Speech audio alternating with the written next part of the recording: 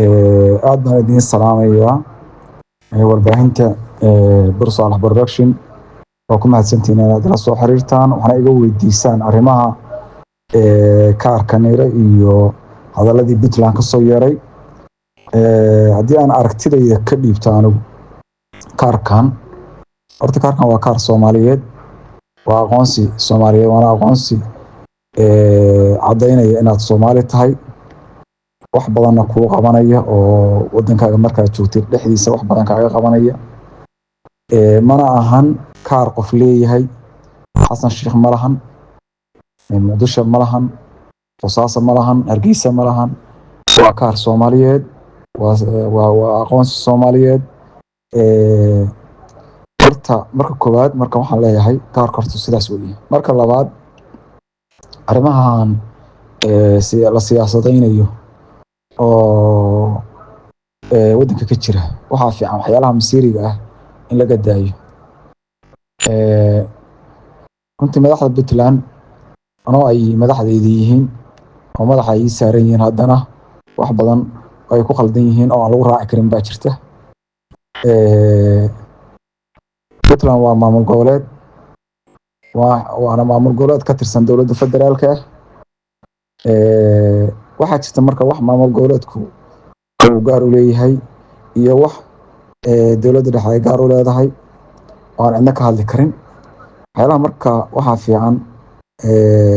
dowladda federaalka ay leedahay inaan lagu faragelin waad aragteen baasaboorka oo kale dowladda federaalka baa ku shaqo leh migrationada waxyaalo fara badan kaarkuna waa baasaboorka camal adoo baasaboor qaadanaya camal waay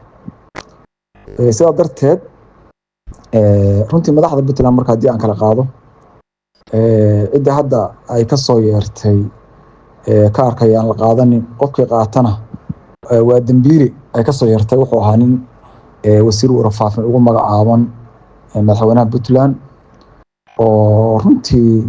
aan oran karo ninkaas odaga hadalkiisu hadal miisaaman ma ahan waqti wax badan baan arkay isagoo hadlaya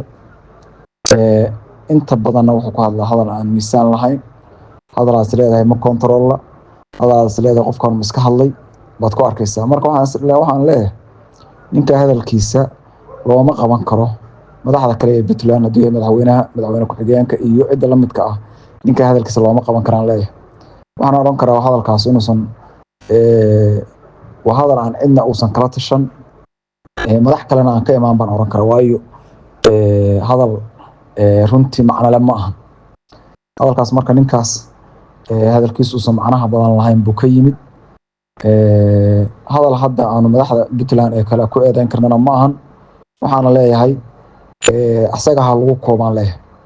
ninkaas odaga ah ee wasiirka warfaafinta ku magacaaban runtii hadaladiisu aysan miisaanka badan lahayn ama aan isleeyahay hadalkiisa kama fiirsado waan iska hadlaa aan isleeyahay hadalkaas ninkaas ka yimid madaxda kalena waxaan isleeyahay looma saarin karo intaas kadib marka waxaan leeyahay ummadda Soomaaliyeed meel kasta ay joogaan gobol kasta ay joogaan kaarkan waa kaar aqoonsi Soomaaliyeed ah wad ogtihiin qofka adduunka maray baa la socda qof walba aqoonsi uu leeyahay adduunka caalamka dowlad kasta aad aragtid dadkeedu aqoonsi bay leeyihiin asaguna waa sidaas kaarkana waa sidaas oo kale wax ku diidaya marka inaad qaadatid ma jirto wixii siyaasad ah oo dadka ku kala dhex jirana waa wax iska ra'yi kala duwanaansha waana iska dhamaan doona laakiin waxyaalaha dadka masiirkiisa ah waxa fiican in lagu dabaqin baa fiican waxaan leeyahay marka ummadda Soomaaliyeed kaarkaas qaata meel kasta jooga Hargeysa joog Boosaaso joog Garowe joog Xamar joog Baydhabo joog Dhuusamareeb joog meel kasta aad Soomaaliya ka joogtid kaarkaas waxaan leeyahay hala qaato qof kastana wuu anfacayaa hala qaataan leeyahay kaarkaas xasanna ma lahan gaarana ma lahan ninka hadda xasan ay ishayaan